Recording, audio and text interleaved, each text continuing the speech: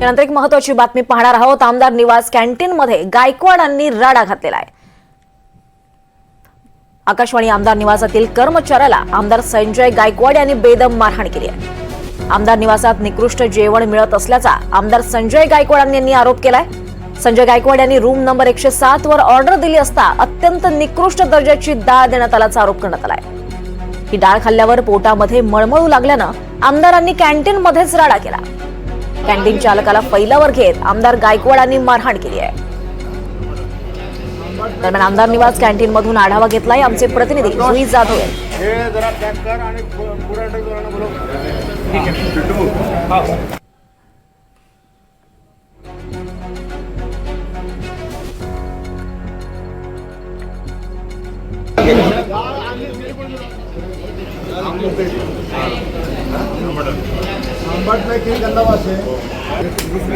संतोष हे जरा पॅक कर आणि पुढे एंटर करायला बोलव।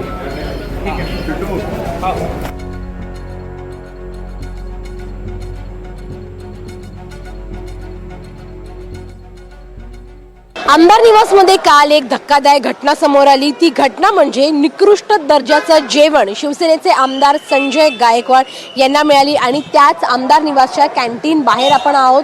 आपण जर पाहिलं तर संजय गायकवाड यांनी आरोप केले होते की याच कॅन्टीन मधलं जेवण जे काल रात्री त्यांनी मागवलं ते अत्यंत निकृष्ट दर्जाचं होतं आणि केवळ आजच नाही तर गेली कित्येक वर्ष इथे एकच कॉन्ट्रॅक्टर आहे। तो एकच कॉन्ट्रॅक्टर इथे निकृष्ट दर्जाचं जेवण बनवतो आणि हा कॉन्ट्रॅक्टर बदललेला नाही। त्यामुळे अनेक प्रश्नचिन्ह इकडच्या जेवणावर उपस्थित होत आहेत। आपण पाहतोय की हे आमदार निवासाचं कॅन्टीन आहे आणि अनेक जण जे आमदारांना मंत्र्यांना भेटायला येतात ह्या कॅन्टीनमध्ये ते इथे भोजन करतात आणि त्यांना जर अशा निकृष्ट दर्जाचं जेवण मिळालं तर मग नेमकं प्रश्नचिन्ह उपस्थित होतो की नेमकं कुठल्या पद्धतीचं जेवण इथे बनतंय आणि नागरिकांना इथे खायला वाढलं जातंय।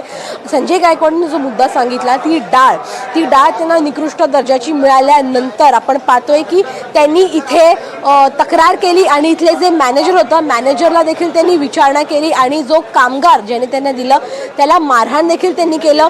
मात्र आपण पाहतोय की अनेक वर्ष हाच कॉन्ट्रॅक्टर आहे आणि तो कॉन्ट्रॅक्टर अशा दर्जाचं जेवण इथे बनवून देतोय हे इथे आरोप त्यांनी केले आहेत। आपण पाहतोय की काही जे कर्मचारी इथे नाश्ता देखील करताय। दादा काय सांगाल, तुम्ही इकडे नाश्ता करताय आमदार निवासमध्ये, गेली कित्येक वर्ष तुम्ही इथे नाश्ता करता? मी जवळपास 20-25 वर्षापासून येतोय मी इथे। तुम्हाला कधी असा अनुभव आलाय का की तुम्हाला खराब नाश्ता मिळालाय किंवा खराब जेवण मिळालंय इथे? नाही, मी नाश्ता करतो फक्त, तर जेवण वगैरे करत नाही। पण नाश्त्यामध्ये मला तरी वाटतं की क्वालिटी काय आजपर्यंत खराब नाही वाटली मला। अजूनही काही नागरिक आहेत। दादा काय करता तुम्ही इथे, कधी नाश्ता करता, किती वर्ष इथे नाश्ता करताय? 5 वर्ष झाले। आमदार खोसकर साहेबांचं पी आहे। तुम्हाला कधी अनुभव आलाय का असा?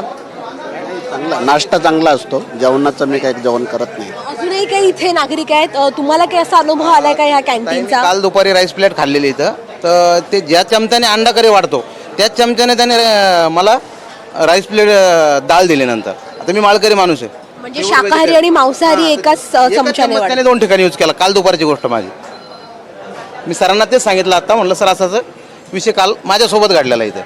पण आता आपण सर्वसामान्य आपलं कोण ऐकून नाही घेणार ना।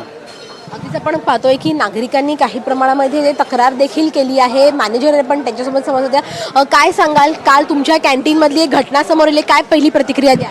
मैं कुछ नहीं बोल सकती, मैं था नहीं वो टाइम में, मैं था भी नहीं और मेरे को मालूम ही नहीं था। यहाँ पे कौन था फिर तभी? दूसरे मैनेजर थे, सब अंदर सामने अंदर जाइए। आपण पाहतोय की इथे हे कॅन्टीन आहे आमदार निवासाचं आणि या कॅन्टीनमध्ये अशा प्रकारचं जेवण वाढलं जातं। तक्रार जी आहे ती संजय गायकवाड यांनी केलेली आहे आणि त्यानंतर काही जे इथे खाणारे लोक आहेत त्यांनी देखील तक्रार केली आहे। पण आतमध्ये जाण्याचा प्रयत्न करूया। यांचं जे कॅन्टीन आहे जिथे हे जेवण बनवलं जातं तिथे की नेमकं इथे कशा प्रकारची स्वच्छता ठेवली जाते का, जेवण जे आहे ते ताजं बनवलं जातं का, या सगळ्याचा रियालिटी चेक जो आहे तो आपण देतोय। आमदार निवासाचं हे कॅन्टीन आहे जिथे अनेक असंख्य असंख्य लोक इथे येतात, जेवतात आणि जे आमदारांना मंत्र्यांना भेटायला येतात त्यांच्यासाठी इकडे जेवण केलं जातं. मात्र त्याच जेवणावर इथे प्रश्नचिन्ह उपस्थित केले जात आहे. हे तेच कॅन्टीन आहे जिथे जेवण हजारोंच्या नागरिकांसाठी बनवलं जातं आणि हे त्या कॅन्टीनची दशा आपण इथे पाहतोय की स्वच्छता जी आहे ती आपल्याला इथे पाहायला मिळते.